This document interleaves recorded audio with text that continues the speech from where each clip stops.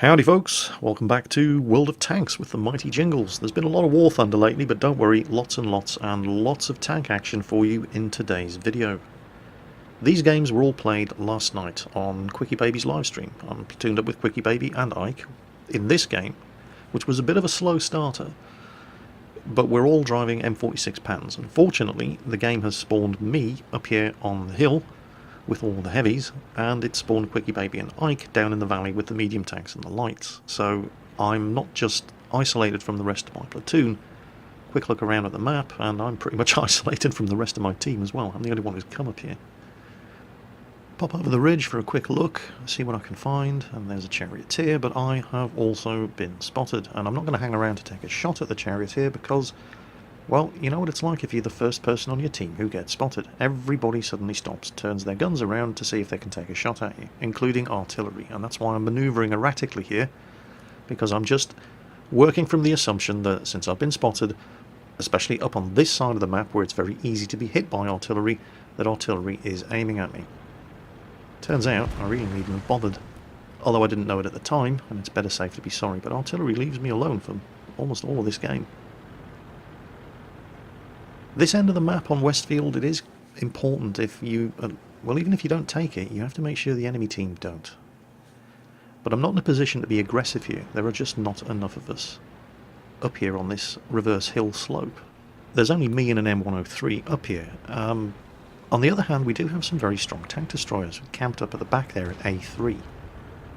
So as long as I can keep these guys lit up, while we're not in a position to take this corner yet, we are in a position to defend it. But I have to keep illuminating that M103 for the tank destroyers behind me. The trick is, and artillery is also paying attention to that M103, but the trick is lighting them up without getting shot in the back by the enemy tanks that are pushing the hill on the other side. Now, what I do have going for me is the fact that those tanks, and I've been spotted again, do not have very good gun depression. And they really do have to expose a lot of their tank to come over that hill and take shots at me. So I'm just teasing them, basically. Here they come. Object 430 Mark II. Terrible, terrible gun depression. WZ-111. Pretty bad gun depression as well. If these guys want to take shots at me, it's going to cost them. The WZ-1 in particular, terrible gun depression, terrible aiming time, and terrible accuracy. So if he wants to come over that hill to take a pot shot at me as I'm poking around here, he's going to have to spend an awful long time doing it, and it's really going to hurt him. So while this was a frustrating first 3 minutes of the game, I haven't taken any damage, and we've stopped the M103 from coming around. These guys haven't actually done anything. They keep popping up over this hill and trying to get shots at me, but missing. So, you know, while it is frustrating, and it was really, really annoying at the time, that we're 3 minutes into this bloody match and I still haven't done any damage. At the same time, if you look at the map, the enemy team completely dominate the town in the middle. But we have the flanks of the town, up here and at the other end. So they're unable to exploit the advantage that they currently hold in the centre of the map. We control the flanks, they can't break out from there without taking flanking fire. So just staying alive and not taking any damage and holding on to this position, lighting up targets like the M103 and, oh, here comes a KV-3 for the tank destroyers, has, I'm not going to say it's won the game, but it's been something that somebody needed to do. So frustrating or not, even though it's not earned me any experience or credits, and that poor KV-3 just drove all the way up here to take one shot at me and it bounced and then he died. But now I'm finally in a position. Oh, the WZ-111 has gotten sick and tired of not being able to take shots at me. He's come over the middle and made a perfect target of himself for those tank destroyers. And I finally get a shot into that friggin' T-54 and do some damage. But now, here we are. This is what I've been holding on for. Now I control the flank, and I'm able to start putting flanking fire in on all those guys in the centre of the town. And everybody's coming over now. This was the turning point.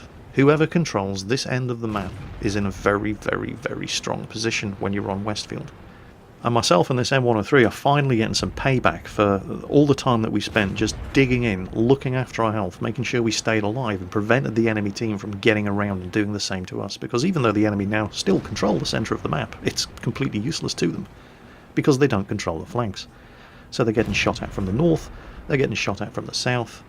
Pretty much everybody in the centre is either dead or on very low health. I'm just going to manoeuvre here. That Those guys down at the bottom there, they had shots at me, so I'm going to use this M103 as cover. There's the T-54. Nope, Ike's got him.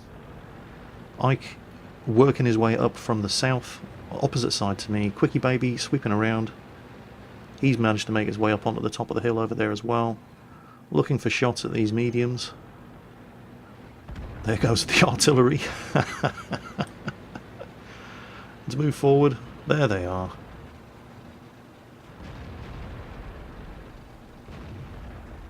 Come on, who are we going to shoot? Turret shots on both of them. And we'll get this guy. Yep. Another good hit. Can I get another one in? I should be able to get another one in. Am I going to get the kill? No, not going to get the kill, but I at least got the full damage value out of my shell. And that was the last one. So what I initially, at least for the first 3.5 minutes of the game, thought was just going to be another disaster, ended up actually not being a bad game at all. And it all happened as soon as that flank folded, and we were able to exploit it to put flanking fire in onto the enemy team in the middle of the map. Next game, Tier 8 match on Kharkov, and this time, rather than the pattern, we're all in the British Tier 8 heavy tank, the Carnarvon. Carnarvon gets a lot of criticism for being nothing more than a slower, fatter, easier to hit Centurion, and there's an element of truth in that, but the Carnarvon gets one thing that the Tier 8 Centurion medium tank doesn't get. It gets the Type B barrel version of the 20-pounder gun.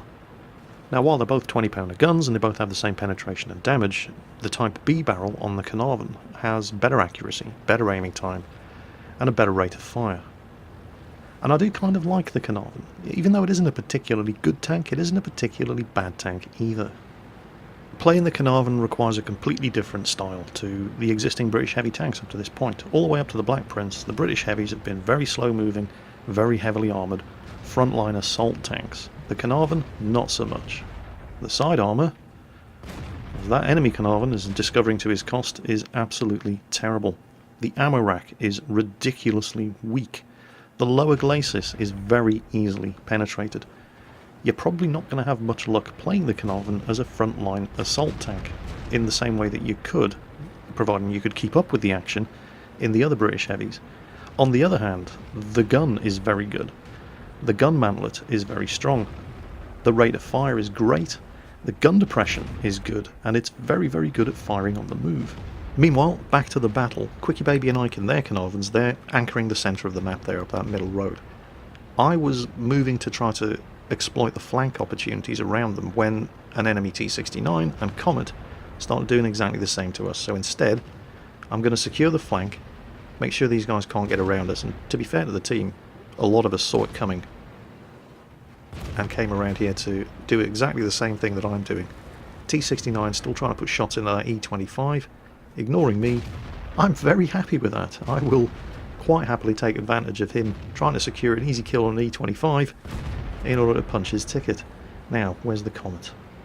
I'd ignored the Comet because there was an AMX 5100 with me, but he must have been reloading because he hasn't pushed the advantage, and now he comes down. Well, that's fine. I did manage to get a shot into the Comet that I wouldn't have been able to if the 5100 had been fully loaded. And the threat to the flank is secure. I can now get back and do what I was originally trying to do in the first place and push up around the flank and give some direct support to Quickie Baby and Ike. Now, they've just been engaged in an enemy AMX 5100 and they're telling me over TeamSpeak that he's pulled back to reload. So there's a T-28 prototype up there with him, or he's trying to pull back to reload, and there he goes. And he's managed to retreat around the corner of that building. T-28 prototype up there is my next target. I just have to get close enough. Now, with the Carnarvon's great gun depression and very, very strong gun mantlet, even if this T-28 prototype had seen me coming, there was a very good chance I'd be able to bounce his return shot. And he's finally realised, and yeah, too slow. There's the 5100, praying for his loader to get his job done. Quickie Baby's just taken a big hit from that Rheinmetall Borsig. 5100's gone, Ike's taken him out. There's Ike just in front of me, he's closing in on the Borsig, I'm going around the other side. The Borsig reloads in time to put a big hit into Ike, and Ike's crying on TeamSpeak. Help me, Jingles, help me. Well, with the rate of fire of the Carnarvon, that is not a problem. Quickie Baby was in trouble with that enemy T-34, but he's managed to disengage and conserve his remaining health, and this is an ideal position. I try to go for the tracking shot and keep his gun on the opposite side of that building from me, but with this many of us shooting at him, it wasn't really necessary. But I was able to get another shot in and claim the kill, so that's my 4th kill in this game, and it's pretty much over at this point. The enemy team have got no chance. T-25-2 is gone. There's a Yak Panther 2, but he's at the other end of the map. I'm never going to get there in time. So, skipping ahead to the results, not a spectacular game by any stretch of the imagination, but it's one of those rare games where I actually managed to do more damage in a battle driving the same tank than Quickie Baby. So this automatically makes it onto YouTube.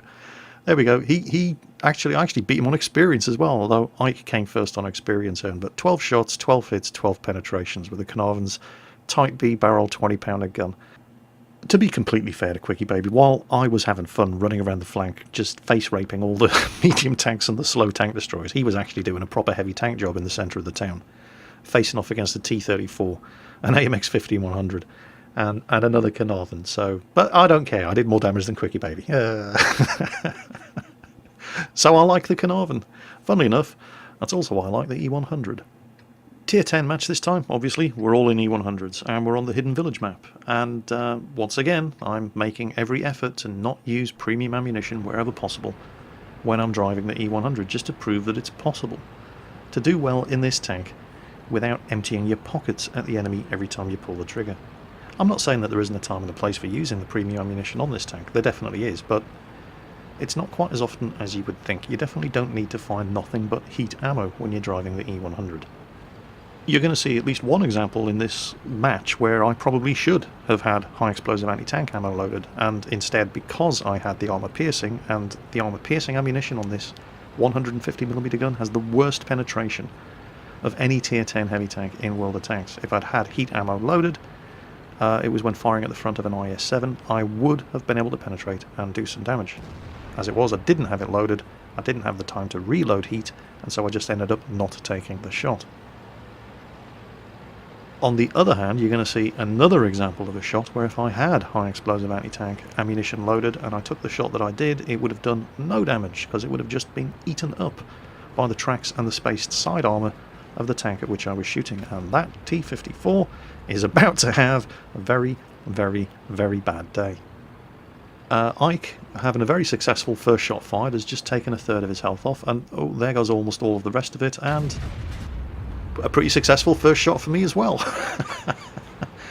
And if I'd had high explosive anti-tank ammunition loaded shooting into the tracks of a T-54 from the side, I guarantee you that would have done no damage. It would have blown his tracks off. Somebody else would have gotten the kill, but I would have pretty much wasted my first shot fired. Quickie Baby there, angling his armour just in time to let his tracks take the shot from that E100. Myself and Ike coming up around. Ike takes a hit. I figure these guys are fired, I'll take a shot, I take a hit in return, but I do a hell of a lot more damage to that 215B than I took in return. I set him on fire, and I probably cost him 20,000 credits. That looked like a premium fire extinguisher to me. We've got to keep this momentum going, we have to keep rolling forward. Right now that E100 is panicking, he's looking at his team, they're all falling back, he's alone, he's isolated. I didn't have a shot at the 215B, but even with a crappy penetration of this 150mm gun, I can easily penetrate the side of an E100's turret, and while I was aiming at him, somebody put one right through the side of my tank as well. Left him on low health, come on, somebody finish him off. Bingo, there we go. Now we have to keep the momentum going. The 215B has just seen what's happened to the E100, and he's starting to try to pull back into cover as well. We can't afford to let him get away. I was a bit concerned about the Object 704 on that corner, but he didn't have a direct line of fire and he's dead anyway, so time to put some damage into this 215B. Cannot afford to let a tank with a gun as dangerous as that pull back, get away, and get into cover. Come around, I'm angled, my side skirts and tracks take that shot. Our Waffenträger finishes him off. Keep moving forward, I can now use these rocks as cover, and if I have to, I can always use the wreck of the 215B as cover as well. There's an IS-7 around the corner, he's just fired. I might take a hit from this Carnarvon, but I'll do a hell of a lot more damage to him than he will to me. And as he tries to pull back, he gets obliterated as well.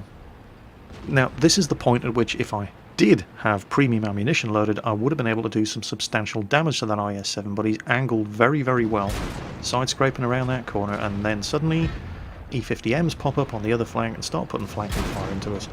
It's important And Quickie Baby spotted this before I did, that you know when it's safe to push and be aggressive and when you have to look after your health and fall back and wait for the rest of your team, because if you have a look at the map, and again, Quickie Baby spotted this long before I did, and he's the one telling me on TeamSpeak, fall back, wait a few seconds, because those medium tanks on the opposite corner are about to get some surprise butt sex from the rest of our team. And now is the time to push forward once again. Side shot right into the side of that IS-7. Again, if I'd had high explosive anti-tank loaded, that would have done no damage. His space armor and his tracks would have eaten that up. I would have gotten nothing out of it. But right ammunition, right time, right place. And what makes this replay remarkable, at least for me, is that, well, you look at how comprehensively the enemy team got its ass handed to them. I mean, we've only lost 2 tanks, and all we have left to kill is their artillery. In this kind of game, when everybody on your team is just kicking ass, it's really, really difficult to do a large amount of damage. So getting a result like this, and this is only a second class mastery badge in the E100, but I managed to do over 4,000 damage, more damage than Quickie Baby, which is always worth a YouTube video of its own. Sorry, Quickie Baby, but you're a tough act to follow. And came top on XP earned as well. So yeah, I had a really, really good night on Quickie Baby's live stream last night. It's always a pleasure playing with him and Ike. And I hope you've enjoyed this video. As always, folks, take care, and I'll catch you next time.